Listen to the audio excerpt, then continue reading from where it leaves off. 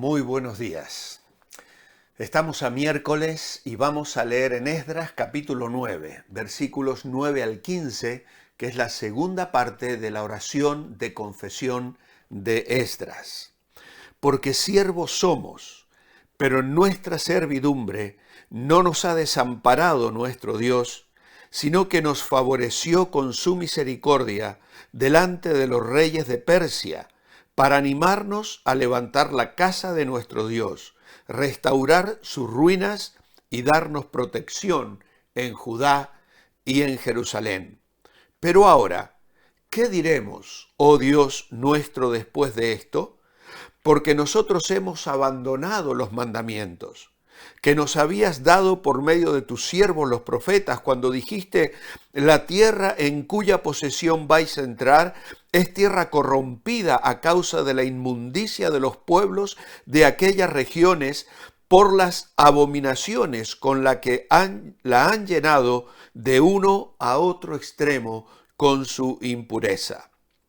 Ahora pues, no deis vuestras hijas a sus hijos, ni toméis sus hijas para vuestros hijos, ni procuréis jamás su paz ni su prosperidad, para que seáis fuertes, comáis los mejores frutos de la tierra y la dejéis como herencia a vuestros hijos para siempre. Después de todo lo que nos ha sobrevenido a causa de nuestras malas obras y a causa de nuestro gran pecado, ya que tú, Dios nuestro, no nos has castigado de acuerdo con nuestras iniquidades y nos diste un resto como este, ¿hemos de volver a infringir tus mandamientos y a emparentar con pueblos que cometen estas abominaciones? ¿No te indignarías contra nosotros hasta consumirnos sin que quedara resto ni quien escape? Señor, Dios de Israel, tú eres justo, pues hemos quedado como un resto que ha escapado, tal cual ha sucedido en este día. Henos aquí delante de ti con nuestros delitos, que nos hacen indignos de estar en tu presencia. Qué gran ejemplo de oración encontramos en Esdras. En el verso 9 confiesa la realidad de la situación actual. Somos siervos. Ya no eran la nación libre y fuerte. Eran una nación sometida en servicio a sus conquistadores. Aún así, ellos han experimentado la fidelidad de Dios. En medio del cautiverio, Dios en su misericordia les permite regresar a restaurar el templo y para ello les da protección, tal como el que experimentó el propio Esdras en aquel viaje de 4 meses a través de 1500 kilómetros sin protección armada. En el verso 10 expresa desconfianza en sí mismos. Cuando vamos a Dios debemos hacerlo con franqueza absoluta, reconociendo nuestra debilidad, porque mientras más vacíos nos sintamos, tanto más podrá el Señor llenarnos con su abundante gracia. Esdras recuerda las razones por las que Dios tomó aquellas medidas que ellos han abandonado y las promesas divinas relacionadas a la obediencia a esos mandamientos que han sido quebrantados nuevamente. En el tiempo de Moisés, los israelitas habían prometido en Éxodo 24, haremos todas las palabras que el Señor ha dicho. Bajo el liderazgo de Josué, sucesor de Moisés, otra vez la nación se comprometió: al Señor nuestro Dios serviremos y a su voz obedeceremos, en el capítulo 24 de Josué. Sin embargo, Israel incumplió muchas veces la promesa que hizo de permanecer fiel a Dios. Y a pesar de semejante infidelidad por parte de su pueblo, el Señor permaneció fiel a la promesa que hizo de traer al mundo al Salvador por medio de la nación de Israel. Dios permitió que un remanente de Israel regresara a Jerusalén. Concedió la restauración de la adoración en el templo, bajo el liderazgo de los sacerdotes que descendían de Aarón. También le restableció el liderazgo político de la familia de David. Además, protegió al pueblo de los enemigos que lo rodeaban en la tierra.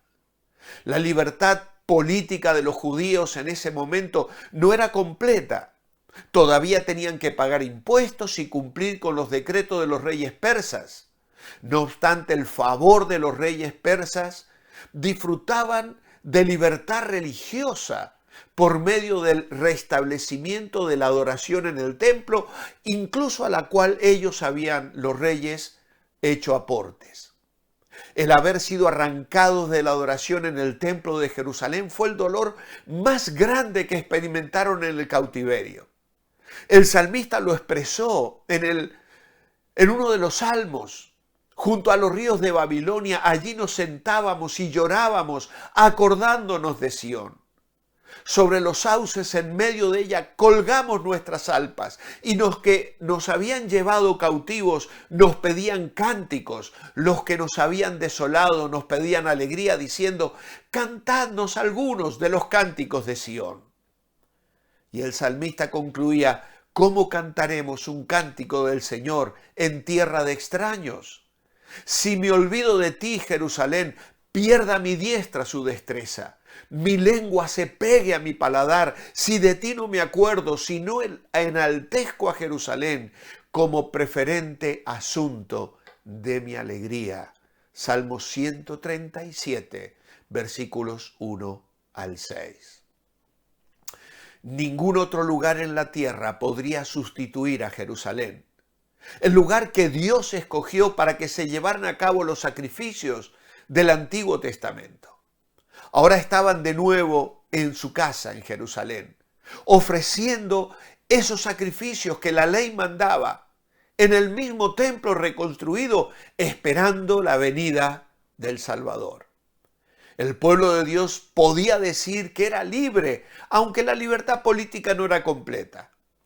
Los creyentes poseen la libertad inapreciable que nos llega por la palabra de Dios. Jesús dijo: si vosotros permanecéis en mi palabra, seréis verdaderamente mis discípulos y conoceréis la verdad, y la verdad os hará libres. Es la libertad del pecado, de la muerte y del poder de Satanás. Es la mayor libertad de todas, de la que hemos hablado el viernes pasado en el curso bíblico Creciendo en la Gracia, explicando Romanos 6. Cosas que tenemos que saber, cosas que tenemos que considerar y cosas que tenemos que aplicar a nuestra vida, presentándonos a Dios como esclavos de la justicia. Esdras tiene un sentido de responsabilidad y verdadero temor de que ahora Dios desista de buscar la bendición de un pueblo rebelde que no se muestra merecedor de la misericordia recibida. La nación en realidad había vuelto a vivir tal como lo había profetizado Ezequiel en el capítulo 37. Seguramente después de todo eso, Israel iba a servir al Señor de buena gana y lo iba a obedecer. ¿Qué excusa podría haber para despreciar los mandatos de Dios? Pero los hechos estaban claros. Israel no tenía disculpa. No cabía duda de que Israel había desafiado ampliamente la ley de Dios. Esdras lo demostró repitiendo la advertencia que Dios le había hecho a su pueblo. Lo que dijo acerca de la advertencia de Dios no es una cita exacta del Antiguo Testamento, es una síntesis de muchos pasajes que hemos considerado especialmente el día lunes, de Éxodo y de Deuteronomio. La mayor parte del lenguaje que usa Esdras es una síntesis o una adaptación del libro de Deuteronomio. Un libro entero que consiste en los sermones de despedida que Moisés dedica a Israel. Y en esos sermones advierte acerca de las terribles consecuencias de desobedecer la ley de Dios y también de las bendiciones que habría para los que obedecen. Muchos otros profetas repitieron esas advertencias que Moisés había dado antes, pero Israel no les prestó atención, se burló de las promesas. El pueblo siguió su propio camino y Esdras podía afirmar: no nos has castigado de acuerdo a nuestras iniquidades. A causa de su misericordia, de la promesa, Dios perdonó su pecado y restableció a un remanente de la nación. Por increíble que parezca, frente a la bondad y misericordia de Dios, la nación estaba cometiendo el mismo pecado que ocasionó su caída en el pasado. Aún así, hay una total entrega con una transparencia en su confesión, porque en su humillación sabe que está en la presencia de ese Dios que puede levantarnos del pozo más profundo. Por eso, como reflexión personal hoy, ¿quién puede entender la necedad y la ceguera del pecado? Debemos estar de acuerdo con el lamento de Jeremías: engañoso es el corazón más que todas las cosas y perverso, ¿quién lo conocerá? Nos indigna la terquedad de Israel, pero Esdras podría decir su oración también por nosotros. Nos haría bien repetir sus palabras con nuestra propia boca. No nos has castigado de acuerdo con nuestras iniquidades, y nos diste un resto como este. ¿Hemos de volver a infringir tus mandamientos? ¿Con cuánta frecuencia hemos cometido los mismos pecados una y otra vez? Aunque esos pecados nos han traído dolor a nosotros y a los demás. ¿Con cuánta frecuencia hemos hecho cosas aunque sabíamos que estaban equivocadas? ¿Con cuánta frecuencia hemos descuidado las cosas que sabíamos que debíamos haber hecho? Sin embargo, por causa de Cristo, Dios nos ha perdonado misericordiosamente para que nos podamos regocijar, como lo hizo el salmista al decir: bendice alma mía al Señor, y no olvides ninguno de sus beneficios. No ha hecho con nosotros conforme a nuestras maldades, ni nos ha pagado conforme a nuestros pecados. Cuanto está lejos el oriente del occidente, hizo alejar de nosotros nuestras rebeliones. Bendice, alma mía, al Señor. Salmo 103. En Primera de Juan, diría el apóstol: abogado tenemos para con el Padre, a Jesucristo el justo. Querido hermano, amigo, si te has equivocado, si has caído, si has pecado, hoy es el momento oportuno para el arrepentimiento y la restauración que vienen de un Dios de gracia y de misericordia, que disciplina como un padre que ama, pero que está atento cual el padre que observaba el camino para ver en la distancia, en el horizonte, aparecer la figura de aquel hijo que regresaba en harapos, oliendo a podrido, pero con el corazón quebrantado. Y el padre sale y le abraza y le recibe. Y hoy Dios puede recibirte a ti también.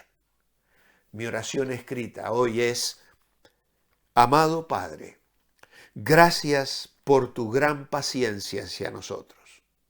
Como el salmista decimos: bendice alma mía al Señor, y bendiga todo mi ser su santo nombre. Bendice alma mía al Señor, y no olvides ninguno de sus beneficios. No ha hecho conforme a nuestros pecados, ni nos ha pagado conforme a nuestras maldades. Hizo alejar de nosotros nuestro pecado, como está lejos el oriente del occidente. Bendice, alma mía, al Señor. Os espero mañana jueves para entrar en el capítulo 10 de esta apasionante historia. Manteneos bendecibles y recuerda: lo que te deleita, te dirige. Hasta mañana.